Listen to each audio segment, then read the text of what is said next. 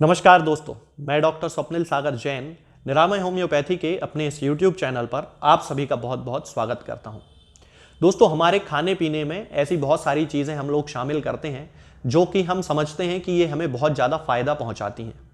ऐसा होता भी है। बहुत सारी चीज़ें हमारे आयुर्वेद में, यूनानी चिकित्सा पद्धति में, चाइनीज़ चिकित्सा पद्धति में ऐसी बहुत सारी चीज़ों का वर्णन है जिनका कि हमें उपयोग करना चाहिए हमारे शरीर की बीमारियों को दूर करने के लिए, और हजारों सालों से उनका उपयोग किया भी जाता रहा है, जिससे हमारा शरीर हमेशा स्वस्थ रहता है।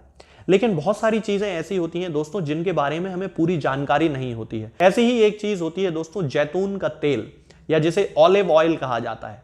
तो ऑलिव ऑयल, इसमें कोई शंका नहीं है कि ऑलिव ऑयल हमारे शरीर के लिए बहुत ज़्यादा फायदेमंद होता है, लेकिन बहुत ही समझदारी से हमें इसका उपयोग करना चाहिए। नहीं तो बहुत सारी ऐसी बीमारियां जो कि हमारे शरीर में नहीं है वो पैदा होने लगती हैं, और यदि हमारे शरीर में वो बीमारियां हैं तो फिर हमें उसके दुष्प्रभाव बहुत ज़्यादा देखने को मिलते हैं। आज इस वीडियो में मैं आपको यही सारी बातें बताऊंगा कि जैतून का जो तेल है वो हमें किन लोगों को बिल्कुल भी यूज करने नहीं देना चाहिए, नहीं तो जो उनकी समस्याएं हैं वो खतरनाक रूप से बढ़ जाती हैं, और किडनी फेल्योर जैसी समस्या तक जैतून के तेल से कई लोगों को हो जाती है। दोस्तों, जिन लोगों को मुहासे की बहुत ज्यादा शिकायत होती है, यानी कि एक्ने या पिंपल्स की शिकायत होती है, उन लोगों को जैतून के तेल का इस्तेमाल नहीं करना चाहिए, क्योंकि इससे आपकी मुहासे की समस्या बढ़ जाती है। इसके साथ में अगर आपकी त्वचा तेलीय है, यानी कि ऑयली स्किन की शिकायत है आपको, तो भी जैतून के तेल का उपयोग आपको परेशानी का कारण बन सकता है, क्योंकि इसमें जो चिपचिपापन और इसकी जो तेलीय प्रकृति है वो आपकी स्किन को और ज्यादा ऑयली बना देगी। जैतून का तेल जब आपकी तेलीय और चिकनी त्वचा के साथ जुड़ेगा तो ये गंभीर जलन, चकत्ते और आपकी त्वचा पर लालिमा का कारण बन सकता है। इसलिए जिन लोगों की स्किन ऑयली होती है, यानी कि तेलीय त्वचा होती है, उन लोगों को जैतून के तेल का इस्तेमाल नहीं करना चाहिए। जैतून का तेल बहुत ज्यादा ड्राई स्किन के लिए भी अच्छा विकल्प नहीं है, यानी कि जिनकी त्वचा रूखी होती है, सूखी त्वचा होती है, उन लोगों को भी जैतून के तेल का इस्तेमाल नहीं करना चाहिए, क्योंकि दोस्तों बहुत सारे इस पर रिसर्च किए गए हैं और उनमें यह पाया गया है कि जैतून के तेल में ऑलिक एसिड पाया जाता है, जो कि त्वचा की प्राकृतिक मॉइस्चराइजिंग की क्षमता को खत्म कर देता है। अपनी बेहद चिपचिपी और तेल प्रकृति के साथ जैतून के तेल से आपके चेहरे पर ब्लैक हेड्स भी पैदा हो सकते हैं। इसलिए जैतून का तेल उन लोगों को उपयोग नहीं करना चाहिए जिन लोगों को ऑलरेडी ब्लैक हेड्स की समस्या है, तो उन्हें भी इसके इस्तेमाल से बचना चाहिए। कई लोगों के लिए जैतून का तेल बहुत ज्यादा एलर्जी पैदा कर देता है, तो जिन लोगों को पहले से ही जैतून के तेल से एलर्जी है या फिर जैतून के फल से एलर्जी है, उन लोगों को भी इसका इस्तेमाल नहीं करना चाहिए।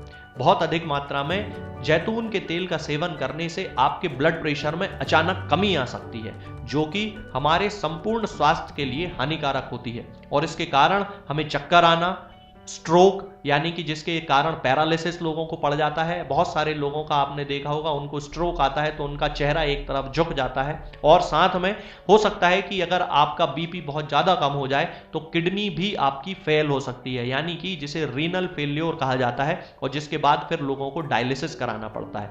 तो इसलिए जैतून के तेल का जरूरत से ज्यादा सेवन कभी नहीं करना चाहिए। इसके साथ में दोस्तों, जैतून के तेल में चूंकि वसा अधिक होती है, फैट अधिक होती है, इसके कारण ये आपके गैस्ट्रोइंटेस्टाइनल ट्रैक्ट, यानी कि आपके पाचन तंत्र को प्रभावित करता है, और इसके कारण बहुत सारी गैस्ट्रोइंटेस्टाइनल समस्याएं पैदा हो सकती हैं, कोई इन्फेक्शन भी हो सकता है, और दस्त की शिकायत भी आपको हो सकती है। इसलिए जैतून के तेल का आपको अधिक सेवन नहीं करना चाहिए। इसके साथ में चूंकि इसमें वसा ऑलरेडी बहुत ज्यादा होती है, तो जो लोग जैतून के तेल का सेवन ज्यादा करते हैं उन लोगों में वजन बढ़ने की भी शिकायत देखी जाती है।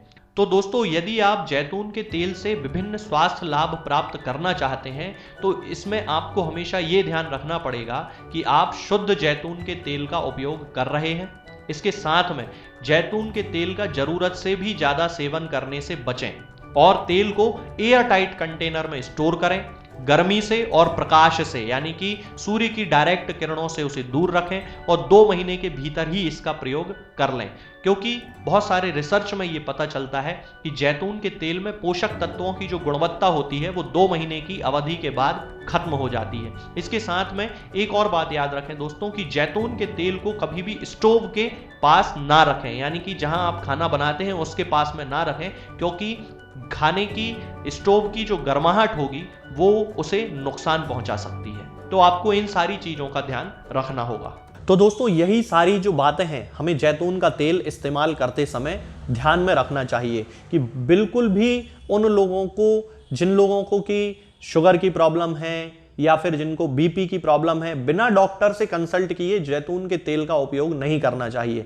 जैतून का तेल सभी चीज़ों में फ़ायदा पहुंचाता है, लेकिन उपयोग करने से पहले हमें पर्सनली डॉक्टर से मिलना चाहिए और पूछ लेना चाहिए कि हमें कितनी मात्रा में जैतून का तेल उपयोग करना है, कैसे करना है, उसको लेने का सही तरीका क्या होगा। ये सारी चीज़ों के साथ जब हम जैतून के तेल का या ऑलिव ऑयल का उपयोग जब हम करेंगे तो निश्चित रूप से हमें फ़ायदा होगा।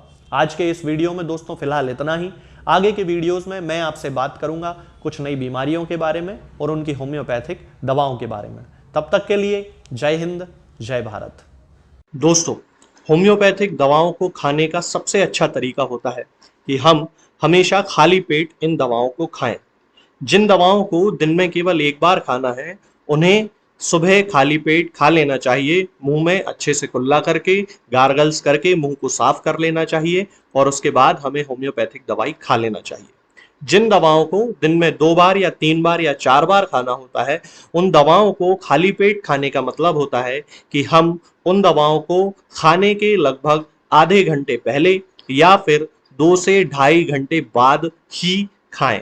और उस स्थिति में भी हमारे मुंह में किसी भी वस्तु का, किसी भी चीज का स्वाद नहीं होना चाहिए, ना ही हमारे मुंह में किसी भी चीज की गंध होना चाहिए, जिससे कि ये होम्योपैथिक दवाएं हमारे शरीर पर बहुत अच्छे तरीके से काम कर सकती हैं। तो हमें हमेशा ये ध्यान रखना है कि जब भी हम होम्योपैथिक दवा खाएं, हमेशा खाली पेट खाएं और हमारे मुंह में किसी भी चीज का स्वाद या किसी भी चीज की स्मेल ना हो। अब बहुत सारे लोग ये सोचते हैं कि हम कच्चा प्याज खा सकते हैं या अदरक खा सकते हैं या हींग खा सकते हैं या इलायची खा सकते हैं या नहीं। बिल्कुल, आप इन चीजों का इस्तेमाल कर सकते हैं। होम्योपैथिक दवाओं को खाते समय आप इन सभी चीजों को बड़ी आसानी से खा सकते हैं। बस याद ये रखना है कि जब भी आप होम्योपैथिक दवा खाएं, इनमें से किसी भी वस्तु का, किसी भी चीज का स्वाद आपके मुंह में ना हो। यानी कि जब भी आप इन्हें खाएं तो इनके खाने से या तो आधे घंटे पहले होम्योपैथिक दवा खा लें या फिर इन्हें खाने के 2-ढाई घंटे बाद, जब कि आपने मुंह में अच्छे से कुल्ला कर लिया हो, अच्छे से गार्गल्स कर लिए हो, तब इन होम्योपैथिक दवाओं को खाएं। तो आपको हमेशा होम्योपैथी के सबसे अच्छे रिजल्ट देखने को मिलेंगे। लोग गलती यही कर देते हैं कि वो प्याज खाना छोड़ देते हैं, कच्चा प्याज, लहसुन, अदरक, हींग सब खाना छोड़ देते हैं, लेकिन फिर भी उनको मुंह में सफाई ना होने के कारण होम्योपैथिक दवाओं का अच्छा रिजल्ट देखने को नहीं मिलता है।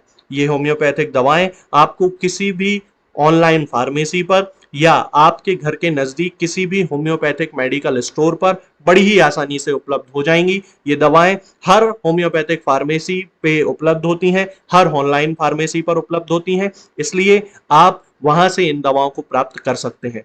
निरामय होम्योपैथी क्लिनिक से ना ही किसी मरीज को कोई दवा बेची जाती है और ना ही कोई दवा भेजी जाती है। इसलिए अपने नजदीकी होम्योपैथिक मेडिकल स्टोर या ऑनलाइन फार्मेसी से ही इन दवाओं को प्राप्त करें।